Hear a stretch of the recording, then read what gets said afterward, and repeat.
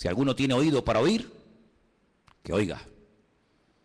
Después en el versículo 11 habla de otra bestia. Si os dais cuenta, dice después di otra. No es la misma, es otra bestia. Pero si os dais cuenta, dice que esta bestia subía de la tierra. Sin embargo, en el capítulo 13, verso 1, dice que la primera bestia subía del mar. ¿Lo veis ahí? Vi subir del mar. El versículo 11 dice otra bestia que vi subir de la tierra. Son dos entidades completamente diferentes la una de la otra. A lo largo de la historia, la humanidad ha conocido muchos sistemas de gobierno. Ha conocido durante un tiempo, parte de la humanidad durante un tiempo conoció un sistema que ya prácticamente no existe, pero que se llamaba la teocracia. Era Dios, el creador, gobernando al pueblo y llevando la palabra a través de sus profetas.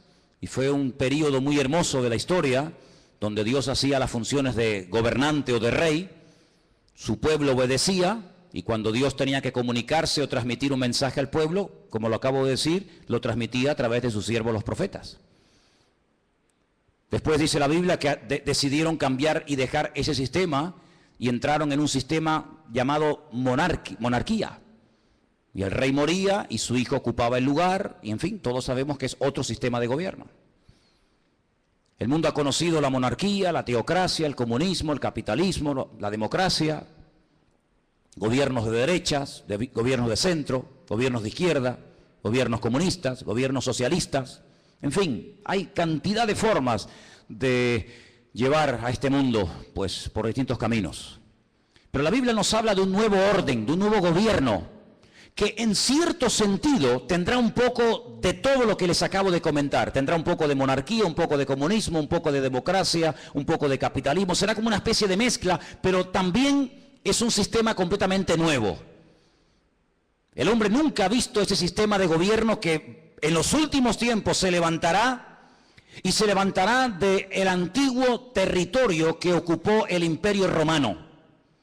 Yo no sé cómo estáis de geografía y de historia, pero el antiguo Imperio Romano conquistó prácticamente todo el continente europeo, de punta a punta, todo el Magreb, todo lo que son las naciones del norte de África y parte de Oriente Medio, incluido Siria, Egipto, Palestina y otros países más. De ese antiguo territorio romano, un territorio enorme, la Biblia nos enseña que en los últimos tiempos se formará un nuevo orden mundial, se levantará un gobernante que no sabemos su nombre, pero sí tenemos muchísima información acerca de este personaje, que no es un personaje de la mitología, ni es una especie de engendro entre algo espiritual y algo físico, sino que será un hombre de carne y de hueso, con padre, con madre, con genealogía, con lugar de nacimiento, con pasaporte, etcétera, etcétera. Digo esto porque a veces Hollywood y algunas películas muestran al famoso anticristo como una especie de relación entre Satanás y una mujer, y nace ahí una cosa que no sabe si es un demonio o es un niño. Olvídense de eso.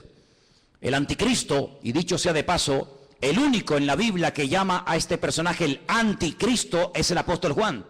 Esa palabra no aparece en ninguna parte de la Biblia, sino solamente cuando Juan habla de este personaje.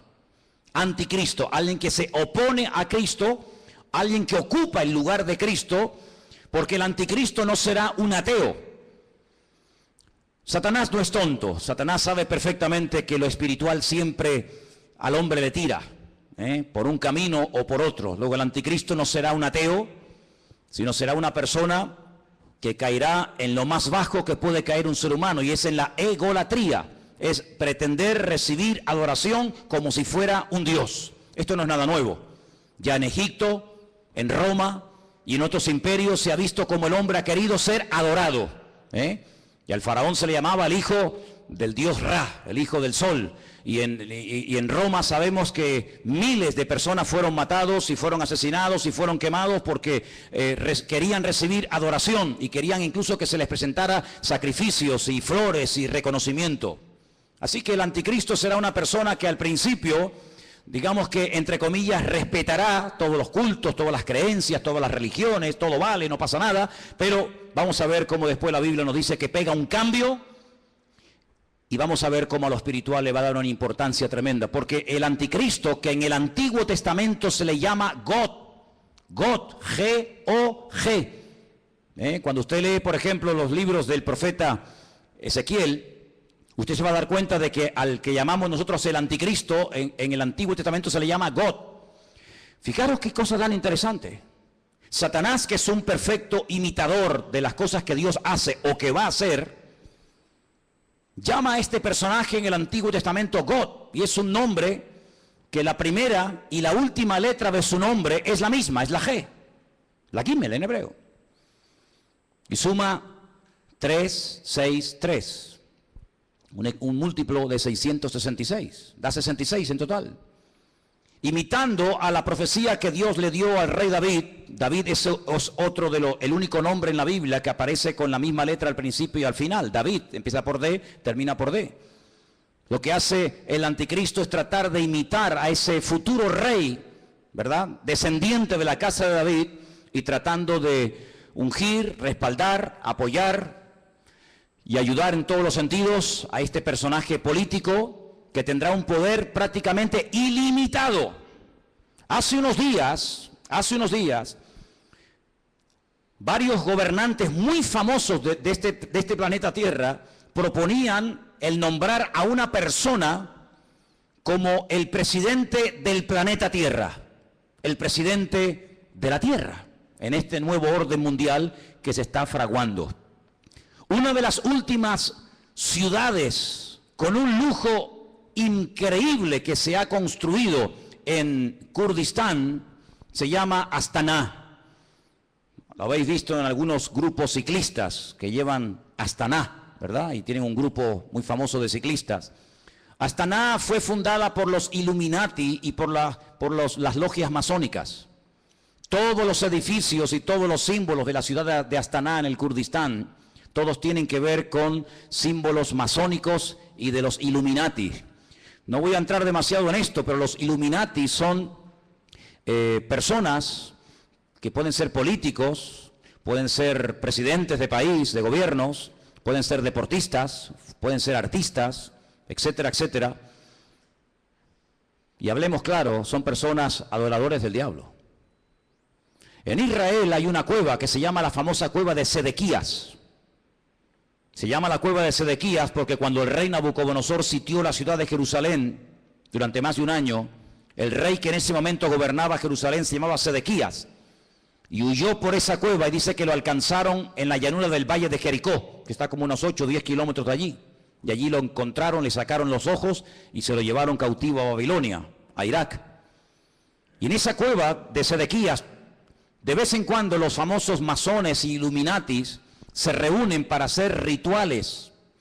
Quiero decirles que el presidente mundial de los Illuminati y de los masones es un judío llamado Rockefeller. Y en esa cueva se reúnen los de más alta graduación, los de nivel 33. Y allí hacen todo tipo de ritos y de ceremonias. Y ellos dicen que es allí, en uno de los lugares del mundo, de la tierra, donde Satanás hoy por hoy tiene su trono. No se olviden que Satanás no es un ser omnipresente que puede estar en todas partes al mismo tiempo.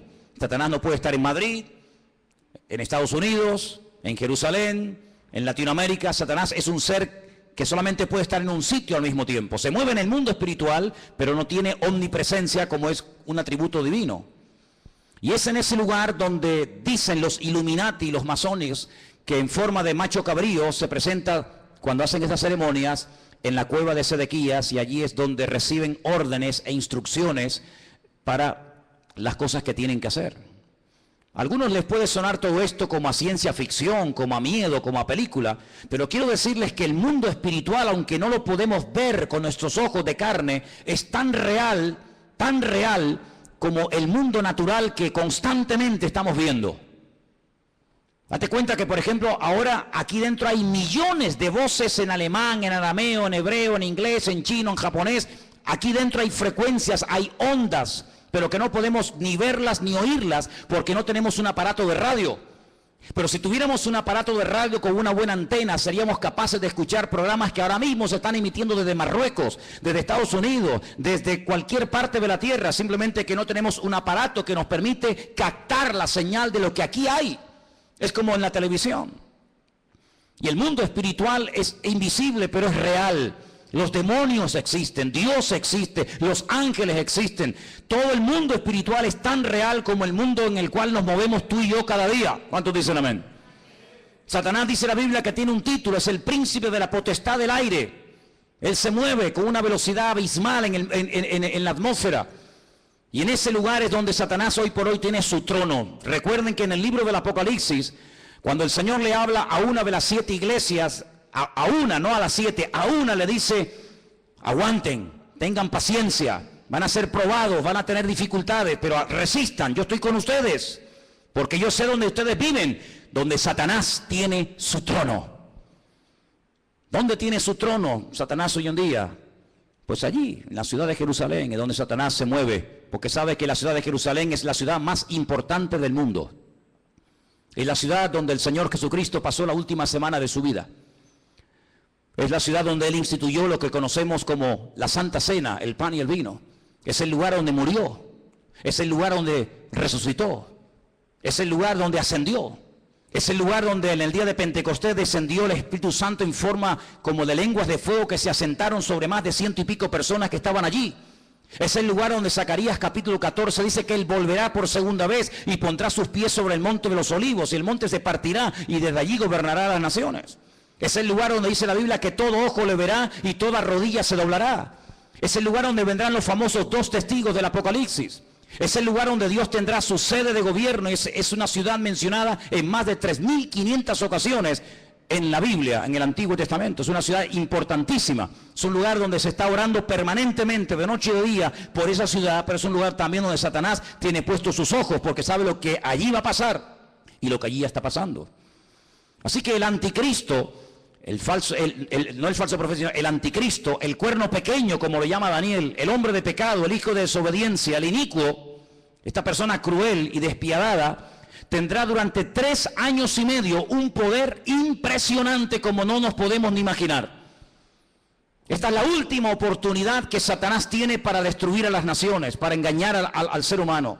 Esta es la última oportunidad, la última bala en la recámara que le queda al diablo por hurtar, matar y destruir, dice la palabra de Dios. Así que se viene un sistema de gobierno que nunca en la vida el ser humano ha visto. Pero, como hemos leído, este hombre, este falso Cristo, este falso Mesías, el anticristo, dice la Biblia que hará alianza, escuchen bien, hará pacto y tendrá el respaldo económico y espiritual de un ente espiritual, por así decirlo, de un grupo religioso que la Biblia lo denomina la Gran Ramera o la Gran Babilonia. ¿Y quién es esta Gran Ramera? ¿Quién es la Gran Babilonia? Bueno, voy a leerles algunas cosas y ustedes lleguen a sus propias conclusiones. La Biblia dice en el libro del Apocalipsis, seguimos en Apocalipsis capítulo 17, que esta Gran Ramera, Babilonia, la madre de las rameras, que ha contaminado a toda la tierra, versículo 1 dice: vi a uno de los 7 ángeles que tenía las 7 copas y habló conmigo y me dijo: ven acá y te mostraré la sentencia contra la gran ramera, la que está sentada sobre muchas aguas. La palabra aguas en el libro del Apocalipsis no se refiere a agua, sino que la interpretación de aguas la tienen ustedes. Hacemos un pequeño salto en el 17:15. Vean la interpretación. Las aguas que has visto donde la ramera se sienta, ¿qué es? Son pueblos, muchedumbres, naciones y lenguas. Esa es la interpretación de la palabra aguas. Entonces, vino a mí uno de los 7 ángeles que tenía las 7 copas y habló conmigo y me dijo: ven acá y te mostraré la sentencia contra la gran ramera, la que se ha sentado sobre pueblos, muchedumbres, naciones y lenguas. ¿Veis cómo lo podéis entender mejor? Versículo 2. Con la cual han fornicado los reyes de la tierra y los moradores de la tierra se han embriagado con el vino de su fornicación. Me llevó el Señor en el espíritu al desierto. La palabra desierto en hebreo es Bamidbar, es el lugar donde Dios habla, en la soledad, en la quietud, en la calma, donde Dios saca a su pueblo para hablarle y revelarle cosas profundas de su corazón. Y dice que allí vio una mujer sentada sobre una bestia escarlata, llena de nombres de blasfemia, que tenía 7 cabezas y 10 cuernos. ¿Cómo estaba vestida esa mujer? Esa institución religiosa, ¿cómo se vestía? Dice que se vestía de púrpura. Interesante, ¿no? Y de escarlata. Estaba adornada de oro, de piedras preciosas, de perlas, y tenía en su mano un cáliz de oro lleno de abominaciones y de la inmundicia de su fornicación. Así se vestían sus ministros, de púrpura y de escarlata, y tenía joyas y piedras preciosas en abundancia. Ahora, analicemos hoy en día en el espectro espiritual de nuestro planeta Tierra, vayamos una por una a ver quiénes pueden ser. Por ejemplo, ¿cómo visten los budistas? Si viéramos en este momento a un budista, seguramente lo veríamos con la cabeza rapada. Veo muchos budistas en esta tarde aquí. Iría seguramente, si tiene algo de pelo, con una especie de trenza. Iría con una túnica de color naranja. Ese es el color de los ministros budistas. No usan piedras preciosas, ni mucho menos. El mundo entero, las naciones de la tierra no han fornicado con el budismo. De hecho, en muchas naciones el budismo ni ha llegado, ni sabe la gente lo que es. Para muchos, Buda simplemente es una estatua de un señor con una panza muy gorda y nada más que eso. Como visten, por ejemplo, los musulmanes. No visten de púrpura ni de escarlata. No han gobernado sobre todas las naciones de la tierra, sobre muchas sí, pero no sobre todas las naciones de la tierra. No tienen su sede, como después vamos a ver, en una ciudad más adelante. ¿Cómo visten los testigos de Jehová, los mormones? ¿Qué institución? Y no hace falta que lo digan. Se viste de púrpura y de escarlata y tiene piedras preciosas y riqueza en abundancia. ¿Cuál es el hombre que tiene más poder de convocatoria que simplemente con hacer así te junta 1 millón de personas en décimas de segundo? Un hombre que es capaz de ir a África, a América, a Japón, a la China, a Cuba, a cualquier país de la tierra. Es el hombre que tiene más poder de convocatoria que nadie, más que Obama, más que cualquier deportista. Hay un hombre que simplemente con hacer así junta como nada, 1 millón de personas, y los reyes de la tierra le tienen que besar la mano. Incluso el rey de España ha ido y se le ha inclinado. ¿Qué te parece, amigo? Y por si los datos te parecen cortos, en el versículo 18 dice: la mujer que has visto es la gran ciudad que reina, no que reinará, dice que reina sobre los reyes de la tierra. Allí donde la gran ramera tiene su sede. ¿Y cuál era la ciudad que en el momento de escribir el libro del Apocalipsis reinaba sobre toda la tierra? Si seguimos leyendo un poco más adelante, capítulo 17, versículo 8 dice: la bestia que has visto era y no es, y está para subir del abismo e ir a perdición, y los moradores de la tierra, aquellos nombres que no están escritos no están escritos de la fundación del mundo en el libro de la vida, se asombraron viendo a la bestia que era y que no es. Es increíble, amados hermanos, ver cómo el anticristo se hará de la fuerza política, económica y espiritual de esta institución religiosa que la Biblia nos enseña que harán uña y carne en los últimos tiempos. Ahora bien, este anticristo no podrá hacer lo que le da la gana, sino que tiene un periodo muy corto de tiempo para llevar a cabo, digamos, su plan maléfico, que número 1 consiste en destruir al Estado de Israel. Hay una obsesión, siempre había una obsesión contra el judío. El judío es el chivo expiatorio de la historia. Cuando en Alemania había crisis y cuando Alemania no levantaba cabeza, incluso había perdido territorio en la Primera Guerra Mundial, ¿a quién se le echó la culpa? A los judíos. ¿Quiénes pagaron los platos rotos en la Segunda Guerra Mundial? Fundamentalmente los judíos y otras personas también, pero mayoritariamente los judíos. Cada vez que hay un problema, cada vez que hay un conflicto, la culpa la tiene el judío. Hay centenares y centenares de libros que nos hablan acerca de que si no existiera ese pequeño país que tiene tan solo 300 kilómetros de largo, 22.000 kilómetros cuadrados, un país que prácticamente es que ni se ve en el mapa, un 0,7% de la población mundial, todos los problemas del mundo se solucionarían. Pero permítame decirles que durante la Primera Guerra Mundial Israel no existía y hubo una guerra mundial. Y durante la Segunda Guerra Mundial Israel no existía y se mataron 60 millones de personas en territorio europeo y esta gente no existía, no estaban allí como pueblo. Pero siempre se ha tratado de buscar una especie de chivo expiatorio al cual echarle la culpa de todos los problemas.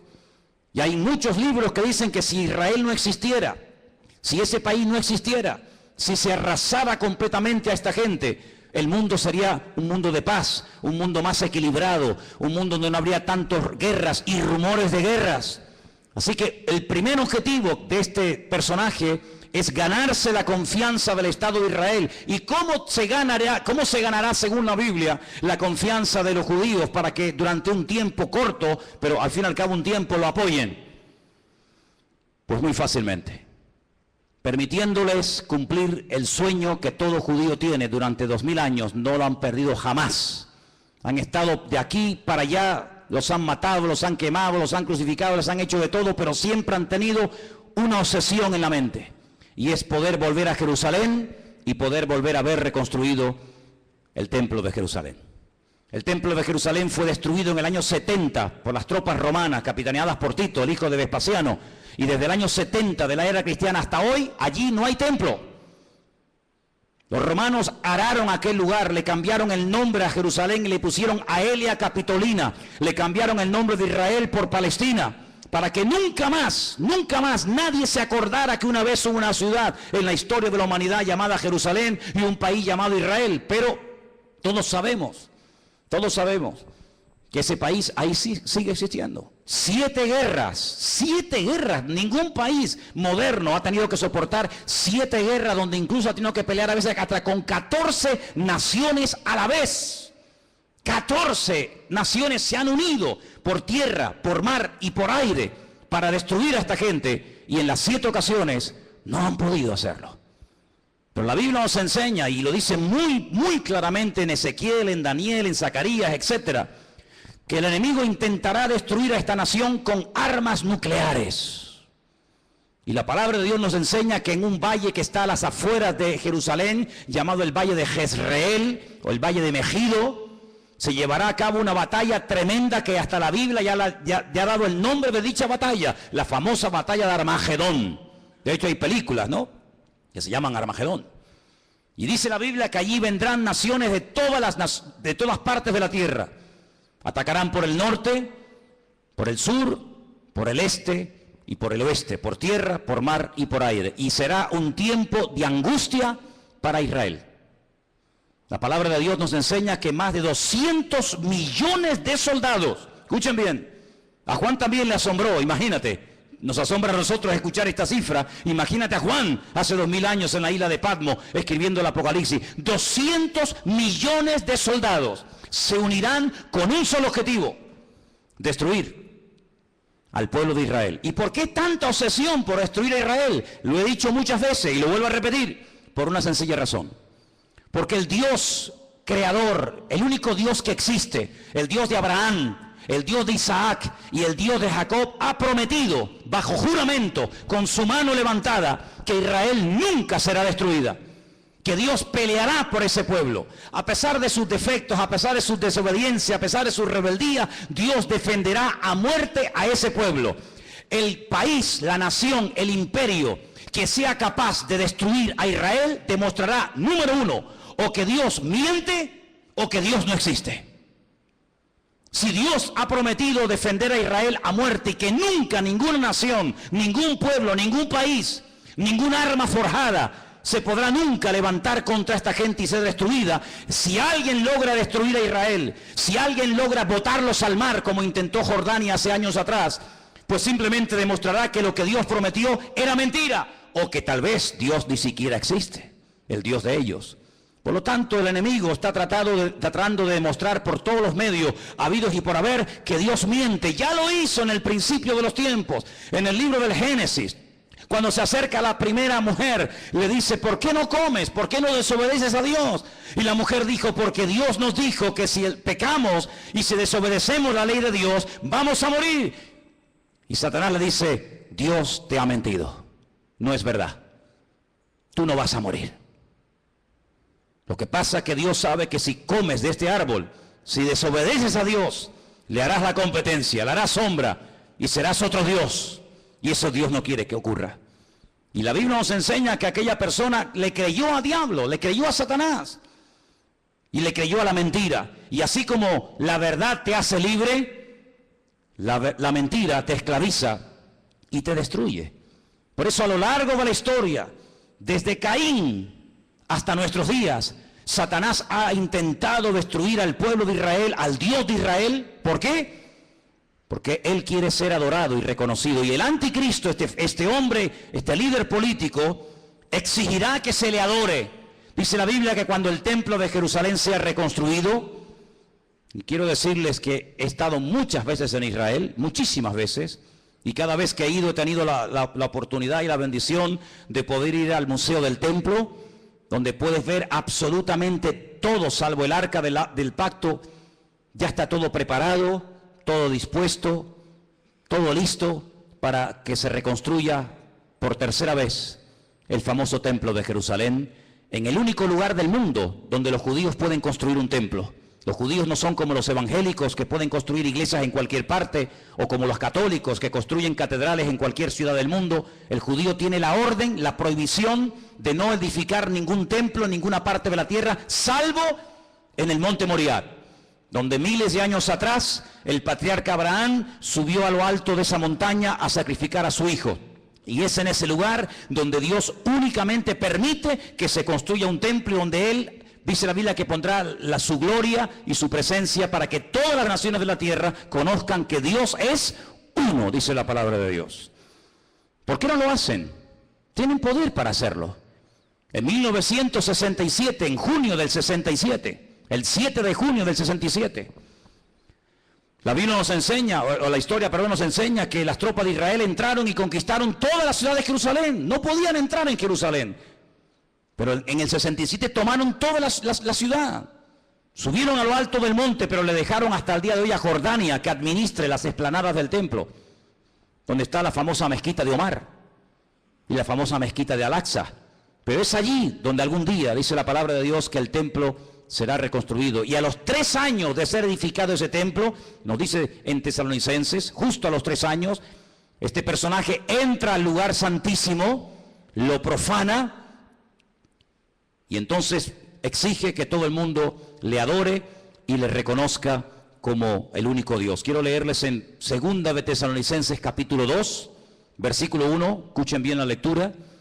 Dice el apóstol Pablo: con respecto a la venida de nuestro Señor Jesucristo, de eso está hablando, y nuestra reunión con Él, os rogamos, hermanos, que no os dejéis mover fácilmente de vuestro modo de pensar, ni os conturbéis, ni por espíritu, ni por palabra, ni por carta, como si fuera nuestra, en el sentido de que el día del Señor está cerca.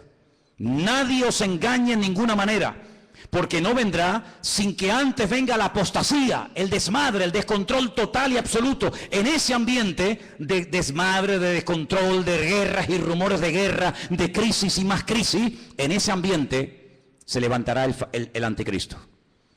Porque viene ofreciendo paz, viene ofreciendo seguridad y viene ofreciendo estabilidad a un mundo que entrará en caos y entrará en picado y no habrá forma de solucionar el problema. Vendrá la apostasía.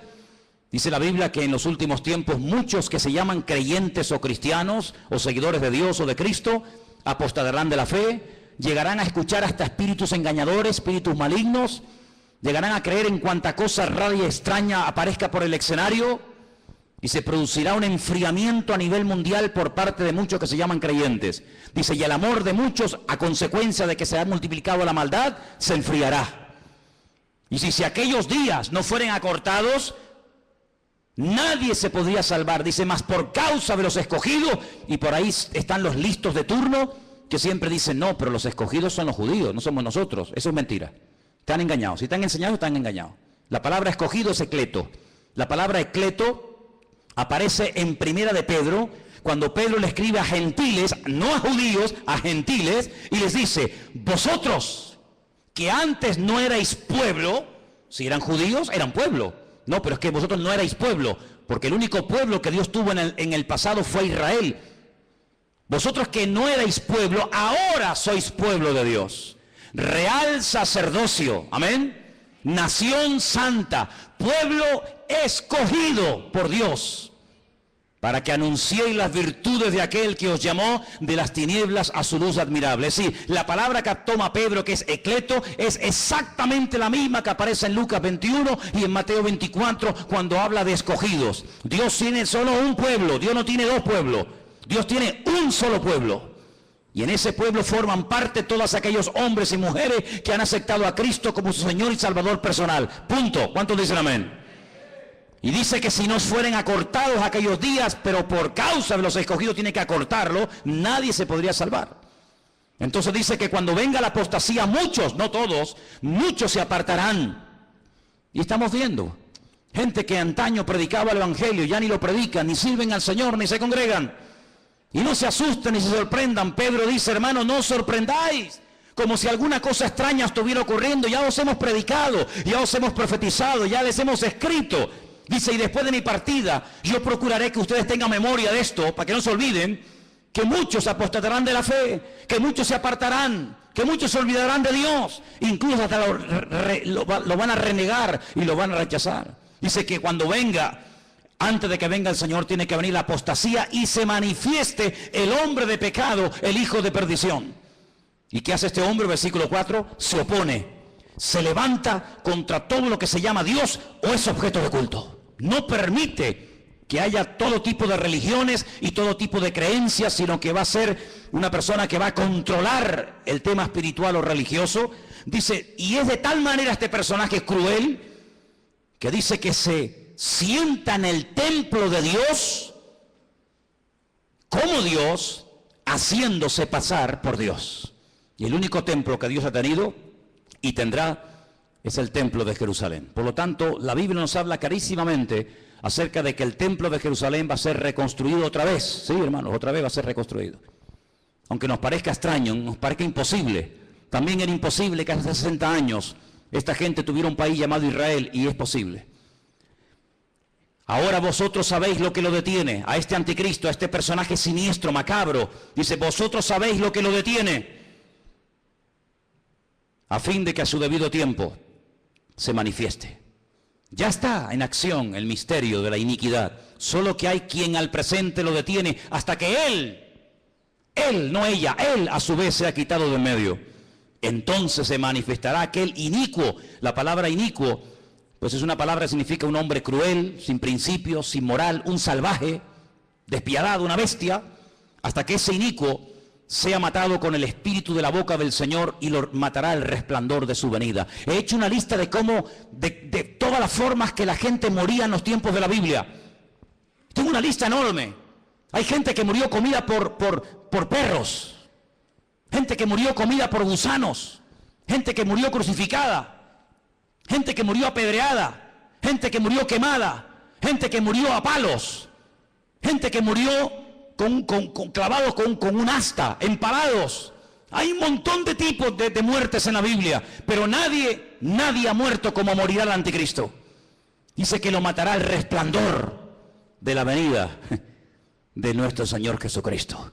Así como el resplandor de la gloria del Señor tiró al suelo al apóstol Pablo y se convirtió y sirvió al Señor con toda su alma y con todo su corazón hasta el último minuto de su vida, el anticristo morirá no de forma natural, sino morirá por el resplandor de la gloria y de la presencia del Señor. Y dice la Biblia hasta dónde va a ser enterrado. Por ejemplo, si quieren saberlo, en Ezequiel 39, del 11 al 14, lean en casa este texto, repito, Ezequiel 39, del 11 al 14, y dice que allí, en Israel, en un valle, Dios le tiene preparada sepultura al anticristo para que todos los que pasen por aquel lugar sepan que hasta aquí, amigo, hasta aquí te permitió el Señor llegar, y aquí tienes sepultura para que todo el mundo que pase sepan que hasta aquí llegó tu fuerza y llegó tu capacidad. ¿Qué te parece? Así que este personaje es un personaje político, que tendrá el apoyo de esta institución llamada, según la Biblia, la Gran Ramera o la Gran Babilonia, y durante 3 años y medio atormentará a las naciones, durante 3 años y medio tratará de llevar a las naciones al auténtico desastre y al auténtico caos.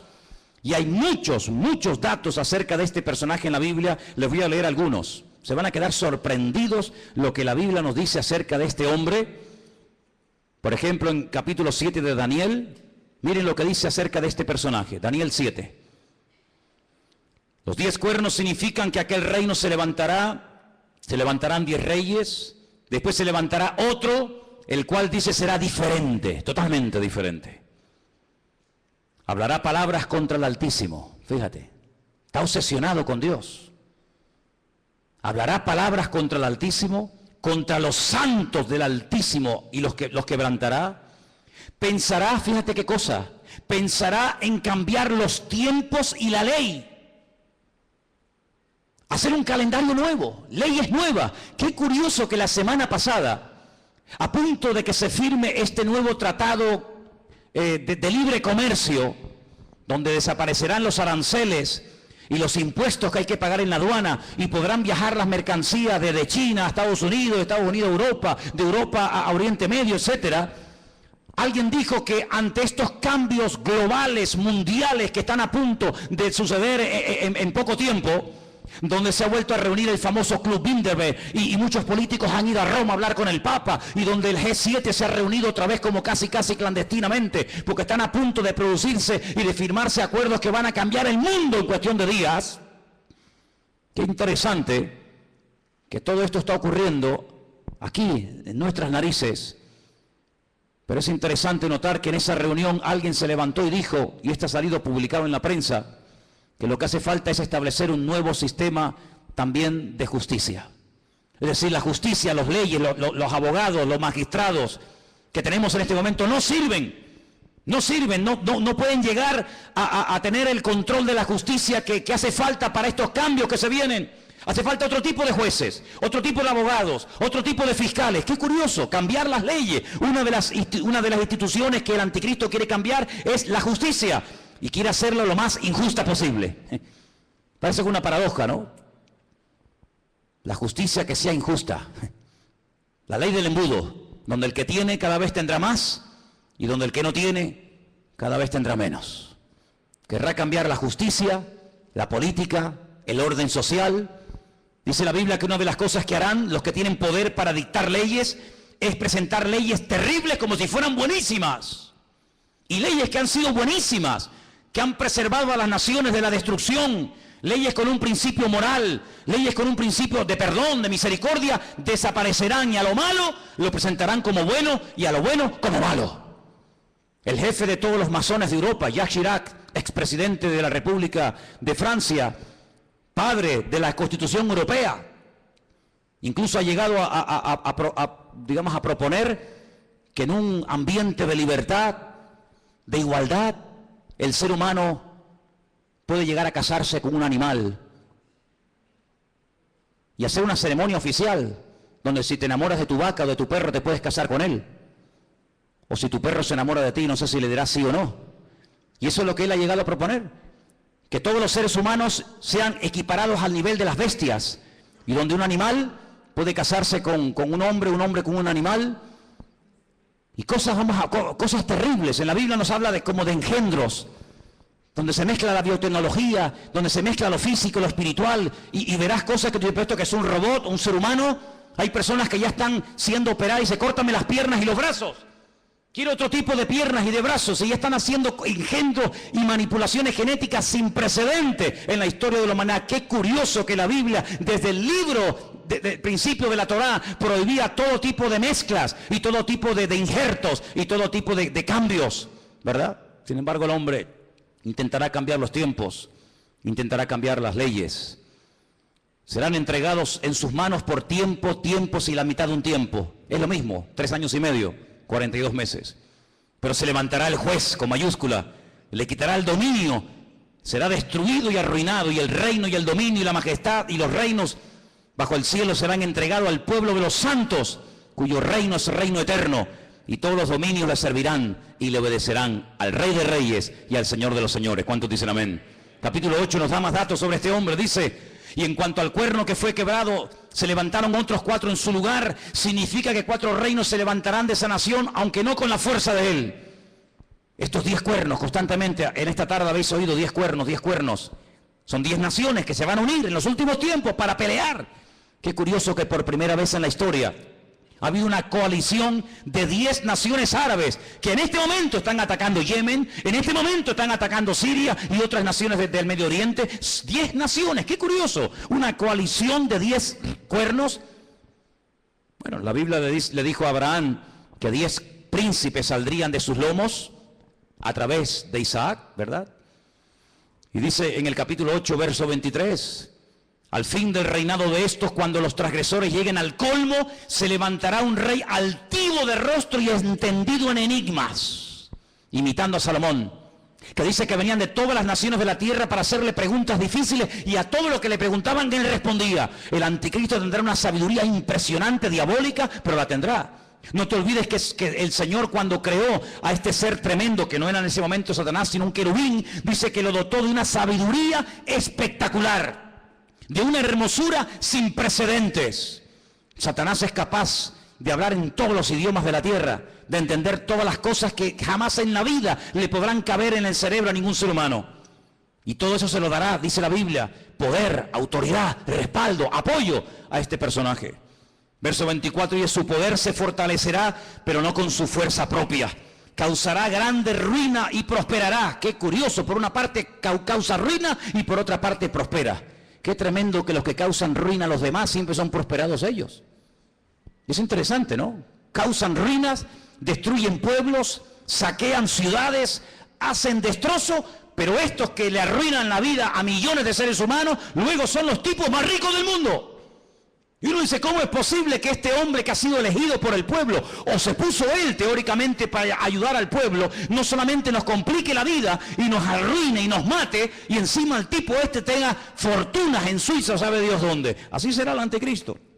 Hará arbitrariamente, es decir, hará lo que le da la gana. Destruirá a los fuertes y atacará al pueblo de los santos. Israel va a ser atacado, Israel lo sabe. En este momento solamente Irán, escuchen bien esto, solamente Irán. El otro día hubo una reunión a más alto nivel. La República iraní le dijo a Israel, si me atacas, Israel quiere atacar las centrales nucleares, porque Irán acaba de firmar un acuerdo donde permite que los observadores internacionales entren en instalaciones civiles, pero no en las militares. Insiste continuamente de que todo el arsenal que Rusia le está proporcionando de uranio es simplemente para hacerle la vida a los iraníes más fáciles.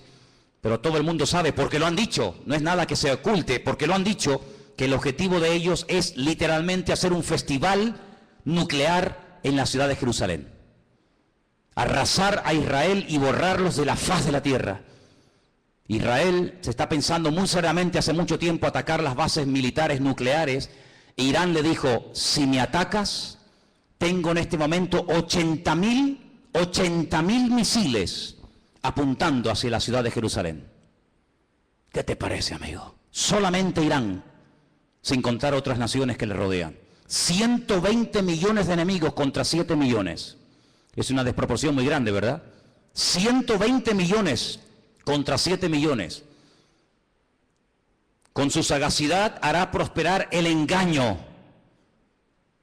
Todo lo que estamos viendo de corrupción, de engaño, de ladrones y sinvergüenzas que han saqueado y robado lo que les ha dado la gana, que entran por una puerta y salen por la otra. Todo esto es simplemente un pequeño botón de muestra, como preparándonos psicológica y mentalmente para lo que viene. Dice que este hombre, con sagacidad, con trampas, con triquiñuelas, con mentiras, hará prosperar el engaño, se engrandecerá en su corazón y sin previo aviso atacará y destruirá a muchos. Estoy leyendo la Biblia, no estoy leyendo nada raro, estoy leyendo la Biblia. Se levantará contra el príncipe de los príncipes, pero será quebrantado, aunque no por mano humana. Fijaros cómo el enemigo ha ido adaptando la estrategia según los tiempos. Caín, el primer asesino, se levanta y mata a su hermano Abel, pero no mató ni a su padre, ni a su madre, ni al otro hermano. Dejó a más gente viva que los que realmente mató, ¿sí o no? Qué curioso, Caín mató a uno, pero dejó vivo a más gente. Cuando pasa el tiempo, dice la Biblia que otra persona que también tiene el mismo espíritu de Caín, pero elevado a la máxima potencia, va más allá y dice, en vez de matar a uno, matemos a todos, pero solamente a los varones. Y deja a todas las mujeres vivas. Sabemos también que Moisés se salvó y etcétera, Pero fíjate, Caín mató a uno, pero dejó vivos a otros. Pero Faraón quería matar a todos los varones y la muerte iba en aumento. Pero cuando no lo consiguió, el mismo espíritu de Caín que habitó en Faraón salpicó y se apoderó de aquel rey perverso de Amán, allí en los tiempos de la reina Esther, y dijo, no solamente a los hombres, sino a los hombres, a las mujeres, a los niños, y arrasemos con todo. Es decir, que no ha ido a menos, sino que la maldad siempre ha ido a más. Siempre ha ido a más. Por lo tanto, todo lo que hemos visto a lo largo de la historia son simplemente pequeñas pinceladas de lo que le espera a esta tierra. Si saltamos al capítulo 11 de Daniel, sigue dando datos muy interesantes. Dice aquí, hará este rey según su voluntad. Se ensoberbecerá, se engrandecerá sobre todo Dios, y contra el Dios de los dioses hablará. Y dice aquí, y prosperará. Es increíble, ¿eh? Y prosperará. Por eso dice la Biblia, no tengas envidia del hombre malo que prospera en su camino. Porque a veces los malos también son prosperados, pero no por Dios. Y dice aquí, hasta que sea consumada la ira y lo que está determinado se cumpla. Ahora fíjate qué dato tan interesante. Yo sé, y algunos seguramente me lo harán notar, que en el texto original no existen palabras con mayúscula y palabras con minúscula. No existe ni en griego ni en hebreo palabras con mayúscula y con minúscula, que en nuestro idioma es muy importante, porque no es lo mismo la palabra Dios con minúscula que la palabra Dios con mayúscula. No es lo mismo la palabra Señor con minúscula que la palabra Señor para referirnos a Dios en mayúscula.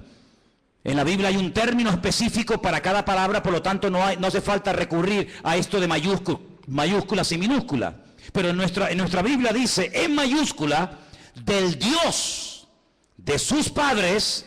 Luego sus padres eran creyentes. Los padres del anticristo eran creyentes del verdadero Dios.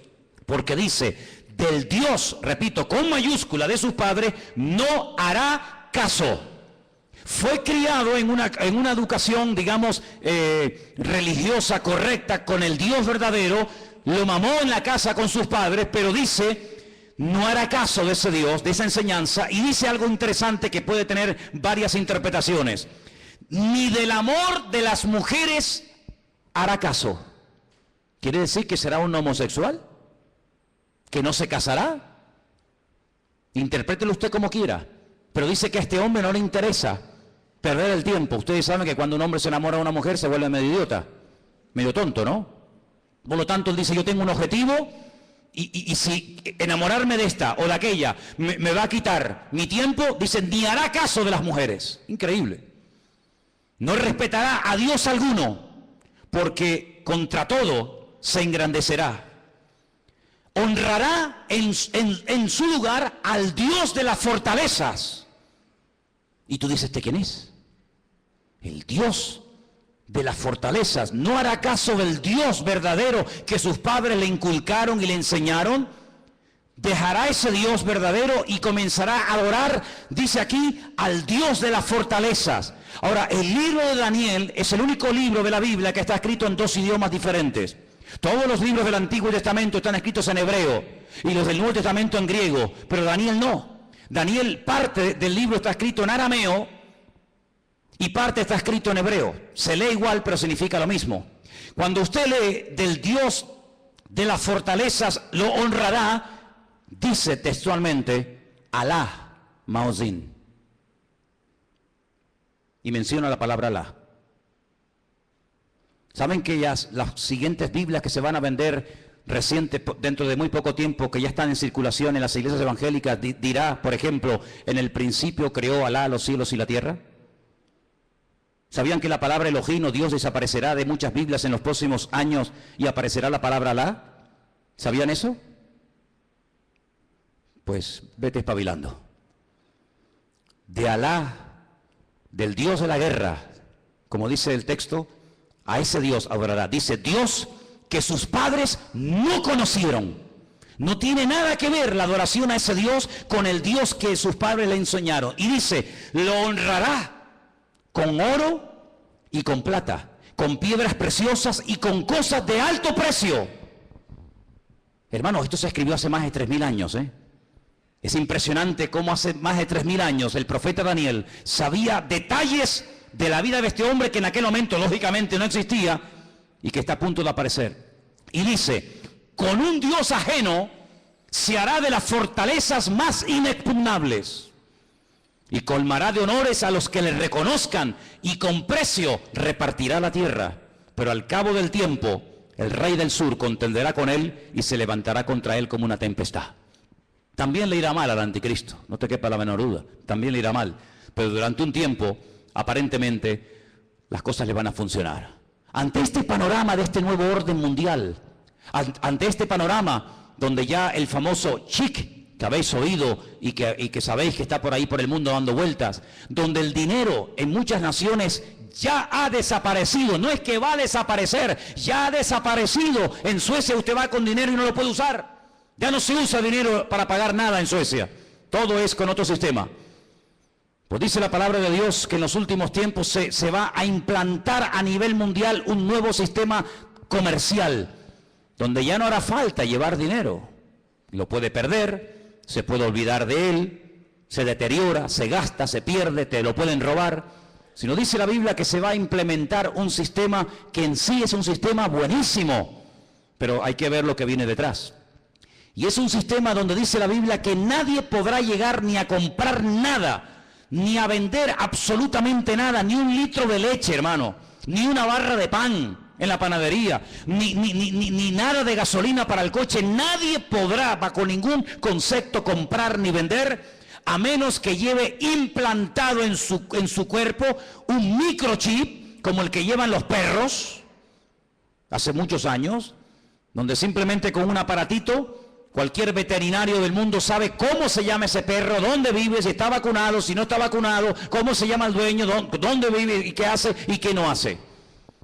Es un pequeño microchip alimentado con una pequeña pila de litio implantado en la piel, de tal manera que usted en cualquier momento puede llegar a una ferretería, a una carpintería, a una farmacia, a donde quiera, simplemente usted pasando su mano, automáticamente le descuentan de su cuenta bancaria lo que supuestamente usted puede tener.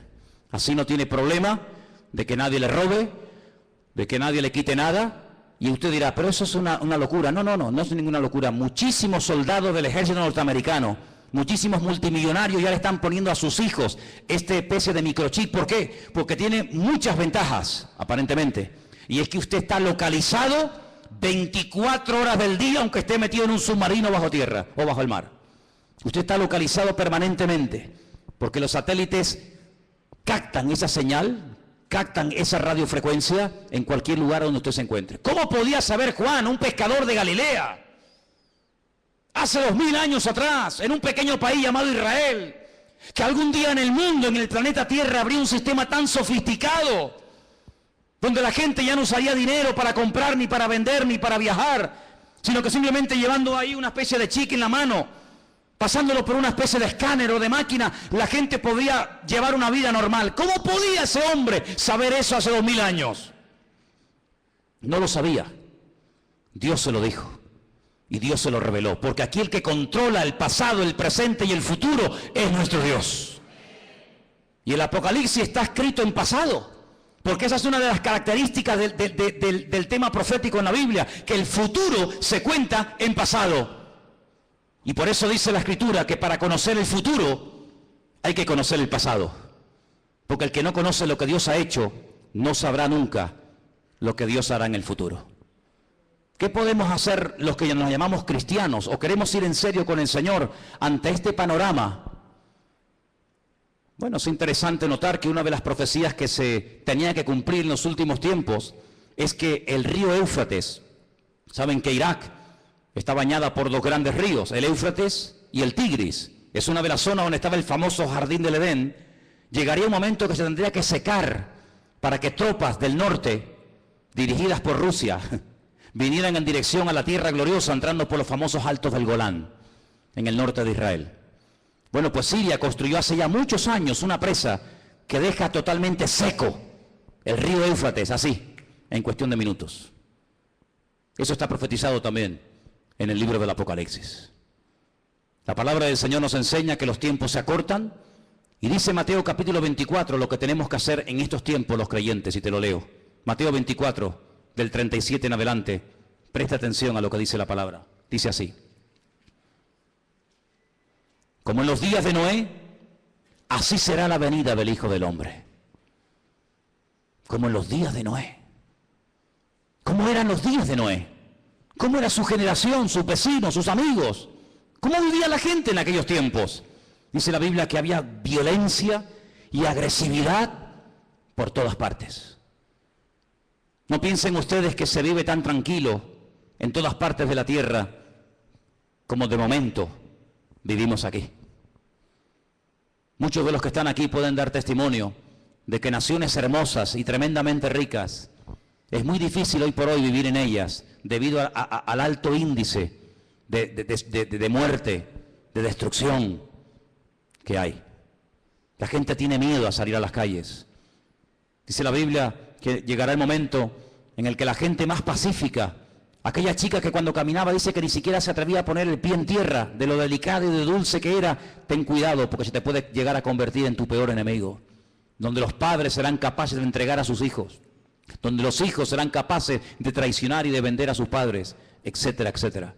Como los días de Noé, violencia, agresividad, perversión, algo impresionante. Si nos metiéramos a dar datos de la cantidad de perversión que hay con niños, con jovencitas en muchas partes del mundo y muchas muy cerca de aquí, nos quedaríamos realmente sorprendidos de ver cómo hemos superado con creces a las famosas ciudades de Sodoma y Gomorra. La perversión ha llegado a unos niveles indescriptibles. Sigo leyendo en el versículo 38. Porque como en los días antes, días hermano, no años, días antes del diluvio, ¿qué hacían? Comían, bebían, se casaban, se daban en casamiento hasta el día en que no entró en el arca. ¿Cómo es posible que está a punto de venir un diluvio, que vamos a morir todos como ratas, que no hay escapatoria? Y te estés casando, pero ¿casando para qué? Si mañana vamos a morir todos. Y haciendo negocios a largo plazo, y haciendo inversiones, y comprando, y vendiendo, y comiendo, y bebiendo, cuando te quedan 20 horas de vida. Oye, si tú supieras, dime la verdad, hermano y hermana, si tú supieras con toda seguridad que te queda una hora de vida, ¿qué harías? Dime qué harías. ¿Llamarías ahora a tu hijo, a tu hija? ¿Harías algo? No, todavía queda mucho tiempo, sí. Esa actitud de indiferencia, de decir, bueno, no hay tanta prisa, tampoco es para tanto, no exageres tanto, Manolo, que todavía queda mucho tiempo, que soy muy joven, que queda mucha vida por delante. Sí, también al que enterré ayer le quedaba mucha vida por delante. Y con 44 años recién cumplido el lunes, ahora está donde todos sabemos que está. Toda la vida le quedaba por delante, claro. Un chaval con 44 años, pues, hombre, pues imagínate tú lo que puedes vivir, casi otros 40 años más. Pues no, se acostó a las 9 de la noche. Y a las 7 de la mañana, su vida se apagó. ¿Qué te parece? Días antes del diluvio, Noé estuvo predicando y diciendo a la gente, viene el diluvio, que Dios va en serio, Dios te ha dado oportunidad, otra, y mañana, y pasado, y nada, y no hacían caso. Así será la venida del Hijo del Hombre. Dice, no entendieron. Oye, ¿no te ha pasado? Gente inteligente, gente con más o menos un mínimo de cultura, un mínimo de, no sé, de luz, que tú le hablas de cualquier cosa y todo lo entienden. Le hablas de política, 3 horas hablando de política. Le hablas de fútbol, va, pero te cuento. Le hablas de lo que quieras. Tocas el tema de la Biblia, tocas el tema del Señor y son los más torpes del mundo. Y un tío tan listo, un tío tan sabio, un tío tan espabilado, un tío que se ha buscado la vida, toda la vida, de todo entiende y de todo sabe. Lo dejas en el desierto y el tío sobrevive. Lo dejas en el Himalaya y el tío se busca la vida. Cuando le hablas del Señor, no entiende nada. ¿Leíste la Biblia? Sí, pero no la entendí. Pero tío, ¿cómo es posible que leas el periódico, leas la revista y todo lo entiende? Y cuando te hablo de Dios, no entendieron. Hay como una nube, hay como una ceguera espiritual. ¿Por qué se creen que comencé el culto cantando abre mis ojos? ¿Piensan que todo esto es casualidad? ¿Que detrás de esto no hay oración y preparación? Y diciendo, Dios mío, háblanos. Claro que lo hay. Abre mis ojos, ¿pero a qué? A la realidad espiritual de lo que se cierra y de lo que viene, hermanos. No entendieron hasta que vino el diluvio. Cuando entendieron era demasiado tarde. Claro, entendiste, pero ya no hay tiempo. Se los llevó a todos. así será también la venida del Hijo del Hombre. ¿Qué te parece, amigo? Algunos no tuvieron miedo la primera vez que se metieron un pico en las venas. No tuvieron miedo ninguno. Algunos no tienen miedo a tirarse en parapente, en paracaídas, al vacío, nadar entre tiburones, subir al Himalaya y hacer locura. Y venga a beber, y otra. No tienen miedo, pero cuando llega la hora de poner ese valor al servicio de Dios, son unos cobardes. Y la Biblia los llama así, ¿eh? La gente que no tiene valor para creerle a Dios los llama cobardes. Valientes para lo malo, cobardes para lo bueno. ¿No entendieron? Dice, pero por eso estarán dos en el campo. Uno se va y otro se queda. Dos mujeres estarán moliendo en un molino. La una será tomada y la otra será dejada. Y ahora viene la palabra, escúchala. Velad, velad, porque no sabéis a qué hora. Es verdad, pero tal y como están las cosas, la hora no la podemos saber, pero ¿qué quieres que te diga? Viendo todas las piezas del puzzle, uno las va juntando por aquí, las va juntando por allá, lo que oye por aquí, lo que oye por allá, lo que me cuenta fulano, lo que yo he leído, lo que me han contado, lo que yo veo tal, y va juntando y dice, Dios mío, nos queda poco, la hora imposible, pero el Señor está cerca. ¿Cuántos lo saben? Sabed esto, que si el padre de familia supiera que hora el ladrón va a venir, velaría y no dejaría minar su casa. Lógico. Si yo sé que esta noche a las 3 de la mañana me va a venir alguien a robar la casa, yo no duermo. Yo no lo voy a recibir con una Biblia, ¿eh? Yo me hago de un palo o de un hacha, lo que haga falta. Que venga a las 3 de la mañana. Que venga. Te voy a dar la del pulpo, te voy a dar. Pero si yo no sé que viene a las 3, yo me voy a dormir, me levanto mañana. Y cuando me levanto digo, ¡ay va! Que me han robado, que me han quitado esto, que me han quitado lo otro. Pero dice la Biblia, cuando tú sabes que el Señor viene pronto, tú no estás distraído, tú no estás atontado, tú no estás agobiado. ¿Qué es lo que hace el diablo? A uno los revienta a trabajar, como a los judíos en Egipto. Que trabajen como mulas. Así no piensan, así van a llegar a la noche a la cama rendidos. Pero el diablo también a otro le dice, no trabajes tanto. ¿Para qué trabajar tanto? Y los tiene todo el día ociosos, sin pegar palo al agua, y entran en depresiones. Se aburren, comienzan a tontear con esta, a tontear con el otro, mensajitos a este, mensajitos al otro. Entonces los dos extremos. O te revienta a trabajar para que no tengas tiempo ni para orar, ni para leer la Biblia, ni para congregar. No, estoy muy cansado, no puedo. No, es que no tengo tiempo.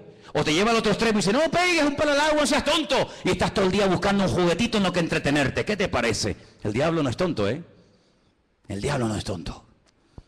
Sabed esto, que si el padre supiese a qué hora habría de venir, velaría y no dejaría minar su casa. Por lo tanto, tenéis que estar preparados, porque el Hijo del Hombre vendrá a la hora que no penséis. ¿Cuántos dicen amén? Os voy a dar una cita para que la leáis tranquilamente en casa. Se titula El Anticristo.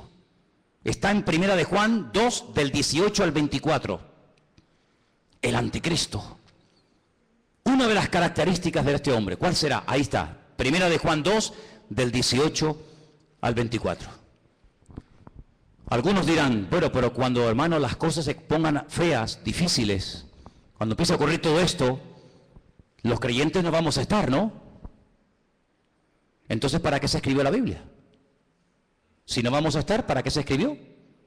Tanta tinta, tanto libro, tanta literatura, tanta advertencia, tanta profecía, tanto mensaje. Si al final no vamos a estar, está perdiendo el tiempo. Es que se escribió tanto para que el pueblo de Dios no fuera sorprendido. Alguien dijo hace 150 años, escucha bien esto, hace 150 años, alguien dijo, tranquilos hermanos, cuando empiecen las persecuciones, cuando empiecen las matanzas, cuando empiece el mundo a ponerse difícil y duro, el Señor arrebatará su iglesia y aquí no estaremos ninguno. Esto lo dijeron hace 150 años. Es decir, durante 2000 años los creyentes se han estado preparando para servir al Señor a las duras y a las maduras, con persecución o con aplausos. Pero claro, por ahí cayó en buena tierra, entre comillas, la enseñanza de que los creyentes no iban a estar en tiempos de persecución Sin embargo, nuestros hermanos de Irak, de Siria, de Corea del Norte y de tantas y tantas naciones que están muriendo quemados, vivos, apaleados, crucificados, degollados como si fueran animales, ¿son ellos creyentes o no? ¿Estarán ellos en pecado y por eso Dios les paga así? Cuando dice la palabra de Dios que los mártires nos tienen que dar ejemplo a todos y a cada uno de nosotros. Por lo tanto, velemos y oremos, porque las cosas no van a ir a mejor. Todo esto de pactos, que si Podemos, que si el PP, que si... Hay algunos que son tan ingenuos, tan tontos, que creen que todo se va a solucionar a base de habla, que te habla y promete y te doy, y tú aquí y tú allá. El Señor dice, la maldad se multiplicará y les sorprenderá a todos, me da igual del signo que sean, como los dolores a la mujer que está a punto de dar a luz, dice, y no escaparán, sino que vendrá sobre ellos la destrucción repentina. Nosotros no tenemos la confianza puesta en el PP, yo por lo menos no, a lo mejor alguno aquí sí. Yo no confío ni en el PP, ni en el PSOE, ni en Ciudadanos, ni en el otro, ni el Melena, yo no confío en ninguno de ellos. Porque todos son hijos del diablo. ¿O no? ¿O no? Porque está conmigo o está contra mí. ¿Cómo voy a poner yo mi confianza en el hombre? Maldito el hombre que confía en el hombre. Nosotros ponemos nuestra confianza en el Señor, Dios Todopoderoso. Él no nos va a fallar. Estemos en el diluvio, estemos en la tormenta, estemos en la cárcel o estemos fuera, yo estaré contigo todos los días hasta el fin del mundo y nadie te podrá hacer frente en todos los días de tu vida. Eso es lo que nos dice el Señor y a eso tenemos que agarrarnos ahora más que nunca. Por eso llevo años diciendo cada semana, oh hermanos oremos, hermanos busquemos del Señor, métanse en la palabra, dejen de perder tiempo en tontería, no hagan planes que tú no... hablando de planes. ¿Cuántos de los que están aquí tienen planes y meten al Señor en sus planes? Es que lo tenía aquí apuntado y no me puedo ir sin decirlo. ¿Incluyes a Dios en tus planes? A ver, ¿sí o no? Pues lo estás haciendo fatal. Fatal. ¿Que no puedo incluir a Dios en mis planes? No. Pero hermano, no te entiendo. Espera, déjame que te explique. Pues si no te vas a quedar así. Tú no tienes que incluir a Dios en tus planes. Tú tienes que meterte en los planes de Dios. ¿Ves la diferencia? Yo tengo planes, quiero ser médico, quiero ser abogado, quiero estudiar 5 carreras, quiero casarme con un chico alto, guapo, rubio, maravilloso, que habla inglés, arameo, francés, chino, japonés, tenga un coche, un yate, un avión. Claro, esos son tus planes. Y Señor, me tienes que ayudar, me tienes que ayudar, amigo, Tú tienes tus planes, tus proyectos, y ahora me caso, y ahora me divorcio, y ahora compro, y ahora vendo, y ahora voy a la playa, y ahora voy al monte. Tú tienes tus planes y metes a Dios en tus planes. Te equivocas rotundamente, no has entendido nada. Y tú dices, pero ¿cómo se predica en esta iglesia? Sí, amigo, aquí estamos para esto. Si quieres más la papita dulce, vete allá a la esquina que está la guardería Heidi. Aquí yo te digo que la única manera de ir de gloria en gloria y de victoria en victoria no es metiendo a Dios en mi agenda, sino metiéndome yo en su agenda y en sus planes y en sus proyectos. Y entonces Dios te va a bendecir y Dios te va a ayudar. No metas a Dios en tu vida, métete tú en el Señor y entonces el Señor te va a ayudar. Y se abre la puerta, se cierra la puerta, poder decir gloria a Dios, porque Dios está conmigo y nadie me podrá frenar en los días de mi vida. Aleluya. ¿Cómo que tus planes? ¿Qué dices, amigo? ¿Cómo que tus planes? Ya no vivo yo. Ya no vivo yo, es Él el que vive en mí. Por eso es muy difícil ser cristiano, porque ¿a quién no tiene planes? ¿A quién no le gusta? Hombre, a mí me han dicho, ¿cuántas veces me han dicho? Ay, yo sé que el Señor tiene que venir, pero que no venga ahora mismo porque yo me quiero casar. Bueno, pues nada. Pues entonces, dile al Señor, Señor, no vengas de momento porque me he comprado el vestido. Me compran los zapatos. Y claro, si vienes, ¿cómo me los pongo? Esa es como me dijo a mí una chica, cuando inauguramos esta iglesia hace 14 años atrás, tuvimos cultos sábado y domingo. Y el sábado le dije, mira, cantas tú y tú, y el domingo cantan otras hermanas Y me dice, no, hermano, yo canto el sábado y el domingo. Digo, no, tú cantas el sábado y otro el domingo. Que no, digo, hombre, ¿cómo no? Vamos a ver. Y digo, pero ¿tú por qué tanto empeño en cantar también el domingo? Y me dice, porque me he comprado 2 vestidos. Me he comprado uno para el sábado y otro para el domingo. Y si no canto el domingo no me van a ver el vestido nuevo. Y yo le dije, pero ¿tú vienes aquí a la iglesia para presumir de vestidos? Porque si vienes aquí a aparentar y a presumir, aquí te sobra el sitio, hija. Así que ahora no vas a cantar ni el sábado ni el domingo. Mira lo que te digo. Pues aquí no venimos a verte a ti. Aquí venimos a adorar al Señor. Y cogió y se fue. Se fue a cantar donde le aplaudían. Pero aquí al único que aplaudimos, y le pido que ahora le deis un aplauso a Él, es al Rey de Reyes y al Señor de los Señores. A Él sea la gloria por los siglos de los siglos. Amén. A Él solamente. Aleluya. Fuertes aplausos a nuestro Dios, hermano. Amén. Amén. Amén. Aleluya. Amén. Nada más que a Él. Todo lo demás sobra. ¿Cuánto tiempo va a reinar el anticristo? ¿Cuánto tiempo va a estar este personaje, este tipejo? ¿Cuánto tiempo? Lo hemos leído. Tiempos y la mitad de un tiempo. 42 meses, 1 año y medio, 3 años y medio. ¿Eso es lo que va a durar? 3 años y medio. ¿Pero cuánto va a durar el reino de nuestro Dios? Por los siglos de los siglos. Amén. Sí, tú tendrás tu tiempo de gloria, como muchos que ves en televisión, de plató en plató, de programa en programa. Parece que pasa un tiempo y desaparecieron. Cierra tus ojos, hermano. Empápate de la Biblia. Métete en el Señor. Y dile al Señor, yo haré en la vida lo que tú quieras. Solamente lo que tú quieras. La vida cristiana no es hacer lo que yo quiero y usar a Dios para mi beneficio personal. No. Eso no es vida cristiana, eso se llama religión. Eso es religión, donde yo hago lo que me da la gana y Dios está a mi servicio 24 horas al día en lo que...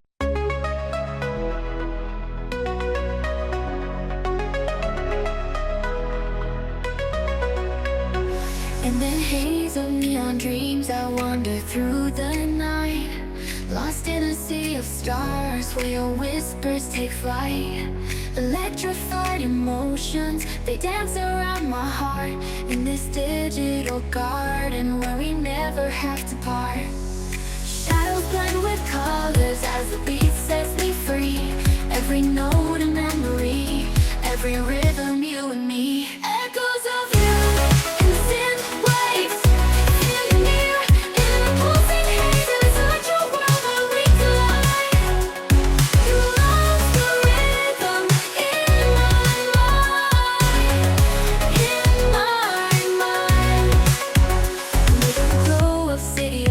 Our shadows intertwine in this kaleidoscope of love where the past and future align. With every step I take, I feel your presence strong, and this digital symphony where our hearts belong. Shadows blend with colors as the beat sets me free. Every note a memory, every rhythm you and me. Echoes of you in synth waves.